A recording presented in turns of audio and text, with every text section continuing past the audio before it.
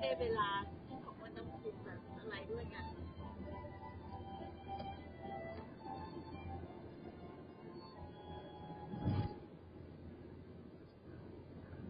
ส่งวันส่งไม่ไปส่งลายคนแก่อายุ80กว่าเล่นเป็นโนมันกินเล่นได้ผิวมากเลยนะแสดงว่าเขาเล่นมานานเขาเล่นเขาเป็นแชมป์ตั้งแต่เด็กแล้วเล่นตั้งแต่8 ขวบแต่ว่าอายุเยอะแล้วเขาก็ยังไม่ทิ้งอ่ะเขาก็เล่นเรื่อยๆอยู่เป็นแบบโอ้อายุ80กว่ายังเล่นได้ผิวมากเลยอ่ะ